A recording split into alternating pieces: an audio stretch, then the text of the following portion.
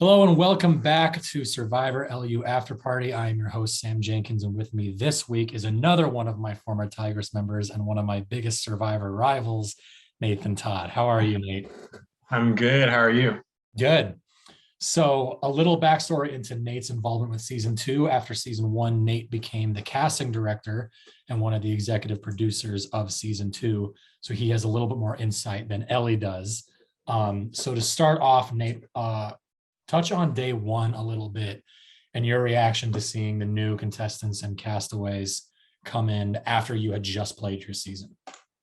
Yeah, so it was definitely different seeing it from our side on production this time as opposed to being on the cast the first time, because this time we definitely had a better idea of what the first day would look like. Um, yeah, just seeing new people getting to experience it the first time is definitely very exciting.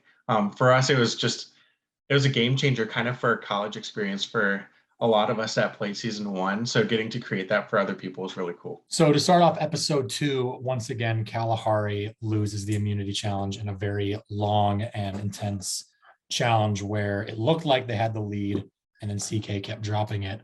Um, do you think so? We know what happens to CK this episode. Nothing. He continues controlling the tribe. From a fan's perspective, if you did not know what was happening or your perspective then, did you think that would hurt CK or did you think his control was so tight that there was just nothing that was going to phase it? Because literally his name wasn't even brought up. Yeah, the Kalahari Tribe is interesting. I would say there's just Hallie is very like go with the flow kind of, and Jacob and Lily are both very perceptive about the game, but not pushy. And Idris is the same way too. So it's like CK might seem like someone who would be targeted for messing up the challenge, but really it was a lot of him just speaking something into existence and it happening. Not a lot of pushback from anyone. So no one really questioned his leadership, if you'd call it that. I mean, he wasn't definitely called a leader at all, but he was definitely the leader from our perspective as someone who sees the whole picture. Yeah, but it seems like none of the Kalahari tribe are fans except for CK and Lily. And even with Lily, she wasn't pushing back. Like you could see her working with Jacob and talking to everybody, but whatever CK said she did. What is it about CK that makes even a super fan like Lily say whatever he wants is what we're getting? Yeah, so it's interesting because in his confessionals, you kind of see how he has this kind of like Godfather-esque approach to things where it's like if you cross me, you're like done in the game. But he doesn't approach any situation like that at all. Even when he withholds information, like people are just kind of accepting of it. And I don't really understand why, because if I was in Lily's position or Jacob's position, I would definitely question that and maybe push against it. But I guess it's just how they are as people. Like they're not very super outgoing, super pushy kind of people. One thing that Ellie and I talked about is that how different this season feels than season one. Like season one, everybody knew going in what this game was. And in season two, like we saw, like if I had pulled that crap, I'm the one who got voted out. CK's doing the same thing and he's not getting voted out. And yet it seems like even if they're not as big of fans, they're more cutthroat, if anything. John and the Maasai tribe, explain John to me from your perspective, because you as the casting director saw all of them firsthand. Like you have the biggest relationship with that. So explain why you feel as though John is playing the way that he is, because it's so interesting. Because in one confessional, he'll say, I'm telling no one. Next confessional, he tells Ethan, who he knows nothing about, and Ethan goes to run and tell Austin. Mhm. Explain John's thinking in his logic, because he's a really smart guy. Yeah, it's funny because he keeps saying like people are gonna vote me up because I'm super likable, but everyone who's talking about him is calling him a snake, so that definitely doesn't line up at all. But I just have to say, like, you and I got in trouble for like playing like basically the average of what we're seeing this season, where we were looking for idols, we were sharing information with people, and a lot of people are doing that season two. But we got in trouble for doing even the basic stuff season one. Whereas John is obviously the outlier because he's doing stuff we would never dream of doing in Survivor. And I don't have an explanation why, other than like he just kind of jumped in and just kind of got too excited and did crazy things because of it.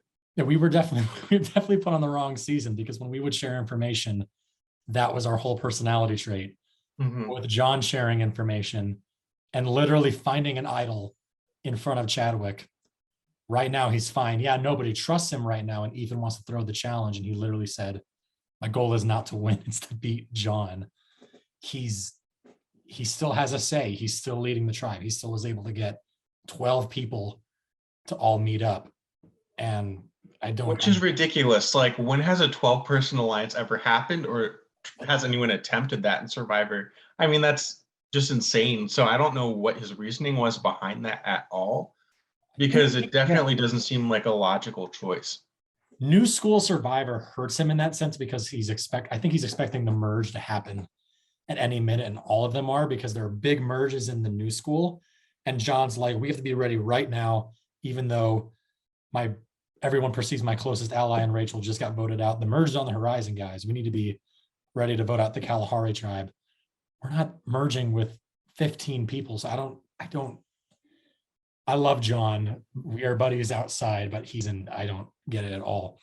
Speaking of people who are knowing all of this information and sharing it with everybody, Sophie's a completely different story because Sophie is getting all the information and going to Victoria and telling her everything. And yet Sophie's now the one that everyone's like, I want to work with her. CK obviously talks about her, but Victoria's not questioning Sophie's relationship with Haley and Melanie.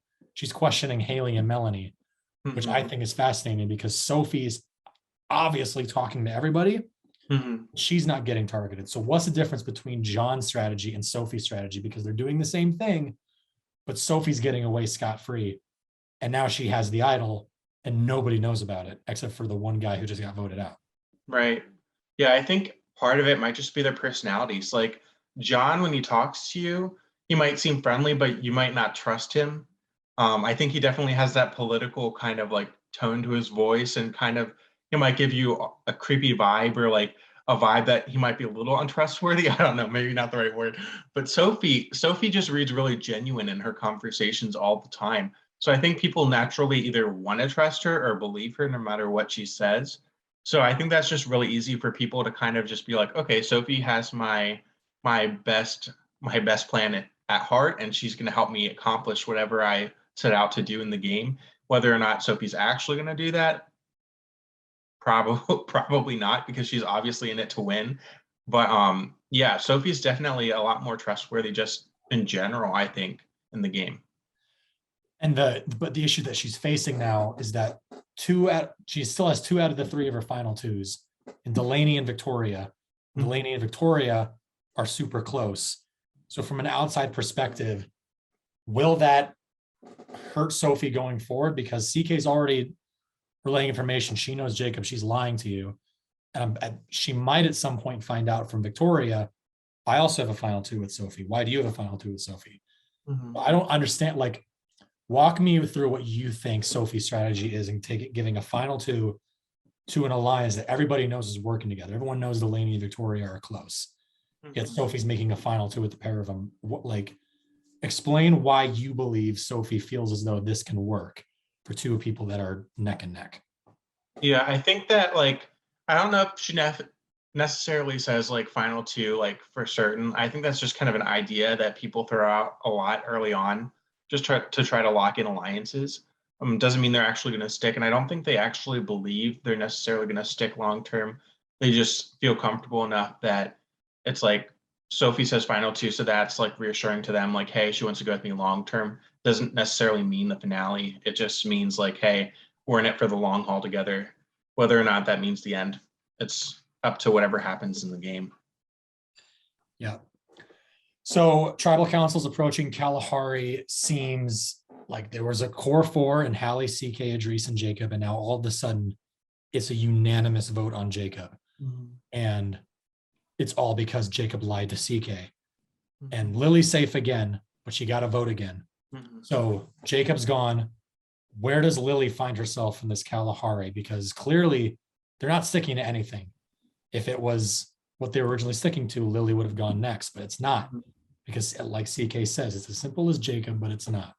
So you have the 4 Kalahari left. If they go to tribal council again, is Lily in a good enough spot to where she can grab CK and be like Idris or Hallie, or is she done if they go to tribal council again? Yeah, I think a lot of people in the game underestimate Hallie and Lily's relationship because even in the first episode, Hallie was kind of like, "I'm not voting for Lily. Like, what are you guys talking about?" Even if they threw out her name, and Hallie was kind of like, "Yeah, whatever."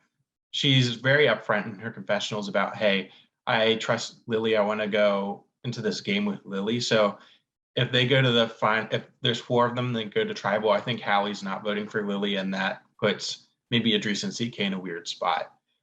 Even though CK is definitely the most in control person on their tribe, I definitely think that Lily wouldn't necessarily go anywhere if CK wanted her to. So is it CK or Idris? Because Hallie then has the choose. She has the opportunity to make a huge move. Do I vote out Idris, one of CK's guys, who he's already said I'd be willing to flip on, or does she flip on now her close ally CK, and then now Idris is the wild card and they take control? Is that something that you think Hallie is capable of? Hallie, she sees a lot of the game, like, but I don't think she really has the desire to do anything about it. I think she could have the potential to make a move, but she's too much of a kind of laid back personality that she's not going to enact anything to happen, at least not right now. I think that Idris could potentially be in a bad spot just because if CK sees Lily and Hallie close together, I think CK would be smart enough to flip on Idris. But at the same time, I feel like Idris is in a pretty good spot with his tribe too. So it's really hard to tell what would happen if they would go to tribal again. And I think Lily is being underestimated because Lily is clearly the social player, but she's not leading votes. So I want to see more out of Lily going forward. And I hope that she can pull that off. Well, we all know what goes on, but from a fan perspective. Yeah. And so Jacob is now gone. Sophie is obviously going to be the one who's going to get pissed because they're going to pull up the next challenge. Jacob was not supposed to go home, and all of a sudden he's gone. Mm-hmm. How do you think that's going to shift Sophie's way of playing? Yeah, I think in some ways it does benefit Sophie's game because it was spreading so much that Jacob and her were connected pre-game. But I don't think she really cares about that much. I feel like she's definitely not going to expect it going into next week at all. I think it's going to be a shock, and she might have actually given him the idol if she had thought he was in any trouble. But I think she could definitely be someone who pursues vengeance in the game a little bit. Did you know Jacob and Sophie knew each other going in? Because I've always wondered that. Yeah, production was aware that they knew each other before the game started. Did you know of how close they were, or why cast Jacob and Sophie? Because typically in normal Survivor, they're not casting people that know each other as complete strangers, and that's the whole idea. So you had Megan Linzer and Addie Grace and MJ going and knowing each other. And now, it's really weird. Addie Grace and Jacob are both the second boots, and they went in knowing someone. I just realized that.